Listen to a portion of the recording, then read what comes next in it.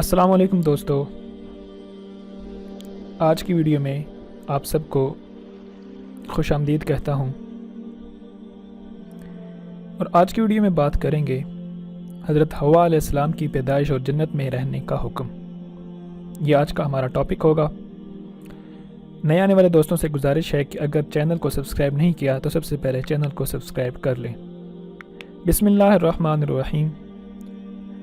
حضرت حوا علیہ السلام کی پیدائش سے پہلے حضرت آدم علیہ السلام اکیلے تھے، ان کا کوئی ہم جنس نہیں تھا۔ اللہ سبحانہ و تعالیٰ نے ان کی دلجوئی اور تسکین کے لیے انہی کے جسم میں سے بائیں طرف کی چھوٹی پسلی سے حضرت حوا علیہ السلام کو پیدا فرمایا اور ان کی بیوی بنا کر انہیں جنت میں رہنے کا حکم دیا۔ قرآن مجید میں ارشاد ہے، وہی ہے جس نے تمہیں ایک جان آدم علیہ السلام سے پیدا کیا اور اسی سے اس کی بیوی پیدا کی تاکہ وہ اس سے سکون حاصل کرے۔ سورہ اعراف آیت نمبر 189۔ ہم نے کہا، اے آدم، آپ اور آپ کی بیوی جنت میں رہو، یعنی کہ حضرت آدم علیہ السلام اور حضرت اماں حوا جو ہیں وہ جنت میں رہتے تھے پیدائش کے بعد۔ یہ سورہ بقرہ آیت نمبر 35۔ حضور اکرم صلی اللہ علیہ وسلم کی حدیث ہے، عورتوں سے حسن سلوک سے پیش آؤ کیونکہ وہ ٹیڑھی پسلی سے پیدا کی گئی ہیں۔ اگر تم اس پسلی کو سیدھا کرنا چاہو گے تو اسے توڑ بیٹھو گے۔ ایک اور حدیث میں ہے، حضرت آدم علیہ السلام سو رہے تھے کہ اللہ عز و جل نے اسی حالت میں ان کی بائیں طرف کی چھوٹی پسلی سے حضرت حوا علیہ السلام کو پیدا فرمایا۔ اس کا حوالہ ہے تفسیر طبری اور اس کے راوی ہیں ابن عباس رضی اللہ تعالی عنہ۔ جب اللہ سبحانہ و تعالیٰ نے حضرت آدم و حوا علیہ السلام کو عزت و اکرام سے نوازتے ہوئے جنت میں رہنے کا حکم دیا تو شیطان یعنی ابلیس کو انسان کی یہ عزت و تکریم برداشت نہ ہوئی۔ اس نے اسی وقت سے ہی انسانوں کو گمراہ کرنے کا منصوبہ بنا لیا۔ انسان سے دشمنی کے لیے اس نے اللہ تعالیٰ سے مہلت طلب کی۔ اللہ عز و جل نے اسے قیامت تک کے لیے مہلت دے دی۔ قرآن مجید میں ارشاد ہے، شیطان نے کہا، اے اللہ، چونکہ آپ نے مجھے گمراہ کر دیا ہے اس لیے میں ان انسانوں کو گمراہ کرنے کے لیے آپ کی سیدھی راہ پر گھات لگا کر ضرور بیٹھوں گا، پھر ان پر حملہ کروں گا، ان کے آگے سے بھی، پیچھے سے بھی، دائیں سے بھی اور بائیں سے بھی، اور آپ ان میں سے اکثر کو شکر گزار نہ پائیں گے۔ یہ شیطان نے کہا کہ میں انسان کی جو سیدھی راہ ہوگی یعنی کہ اللہ کی طرف جو راہ ہوگی اس پر میں گھات لگائے بیٹھا رہوں گا اور ان پر حملہ کروں گا، ان کے آگے سے، پیچھے سے، دائیں سے، بائیں سے، یعنی کہ ہر طرف سے میں ان کو گمراہ کرنے کی کوشش کروں گا، اور پھر آپ ان میں سے اکثر کو شکر گزار نہ پائیں گے، یعنی کہ میں کچھ کو جو ہے وہ اپنی طرف کر لوں گا۔ سورہ اعراف آیت نمبر 16 اور 17۔ ایک اور جگہ پہ ہے، ابلیس نے کہا، اے اللہ، اب جب کہ آپ نے اس شخص یعنی آدم علیہ السلام کو مجھ پر فضیلت دے دی تو مجھے قیامت کے دن تک مہلت دے دیجیے، میں اس کی اولاد میں سے سب کو ضرور اپنے قابو میں کر لوں گا۔ یہ شیطان نے دعویٰ کیا تھا۔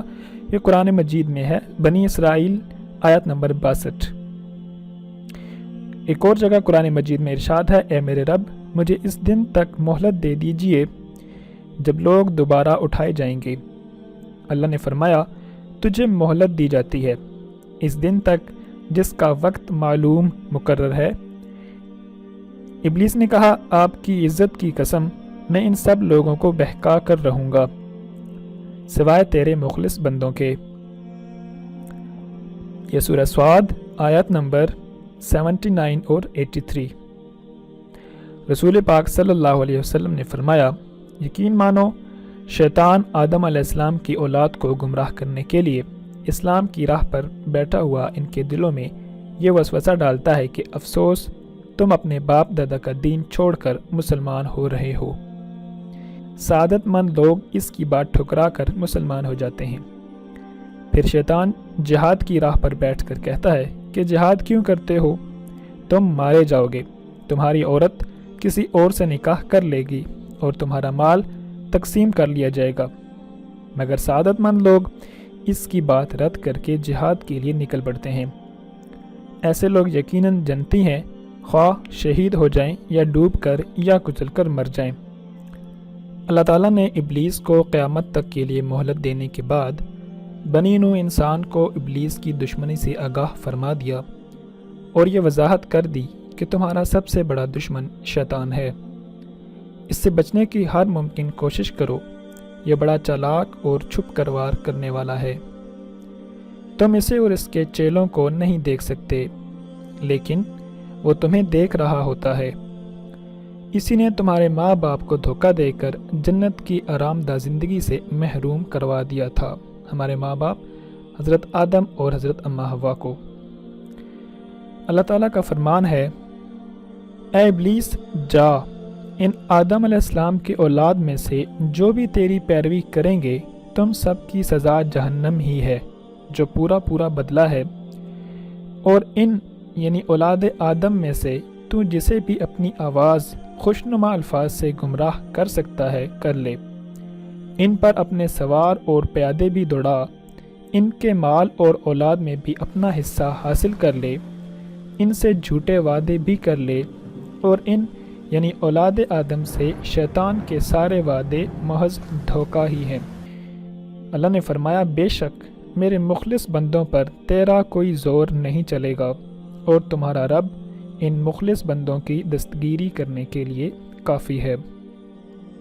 یہ قرآن مجید میں ارشاد ہے، سورہ بنی اسرائیل، اس کی آیات 63 سے 65 تک کا ترجمہ ہے یہ، یعنی اللہ تعالیٰ نے شیطان کو کھلا چیلنج دیا کہ جو کر سکتا ہے تو کر لے، لیکن جو میرے بندے ہوں گے وہ تیری بات نہیں مانیں گے۔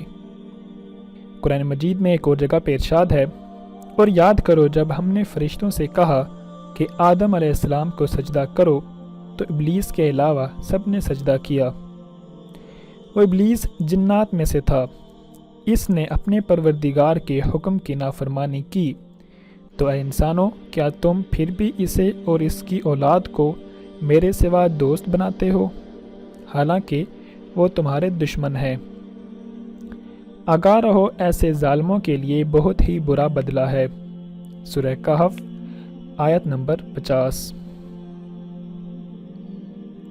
تو آج کا جو دور چل رہا ہے میرے دوستو، آپ کو پتہ ہے کہ کس طرح ہے، ہر بندہ جو ہے وہ یہی چاہتا ہے کہ اس کی زندگی آسانی کے ساتھ سکون کے ساتھ گزرے، اور اس کے لیے وہ کسی بھی حد تک جاتا ہے، نہیں دیکھتا کہ اس راستے پر چلنے سے مجھے کیا نقصانات ہو سکتے ہیں، کہ یا پھر یہ نہیں سوچتا کہ کیا واقعی یہ راستہ ٹھیک ہوگا، اسلام کے اصولوں کے مطابق ہوگا یا نہیں۔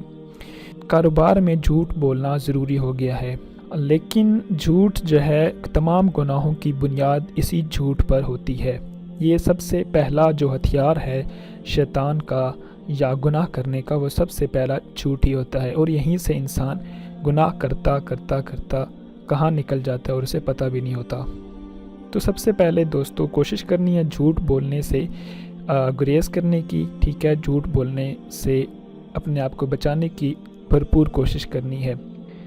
حاضر ہوتا ہوں نیکسٹ ویڈیو کے ساتھ، نیکسٹ ٹاپک کے ساتھ، تب تک کے لیے اجازت دیجیے، اللہ حافظ۔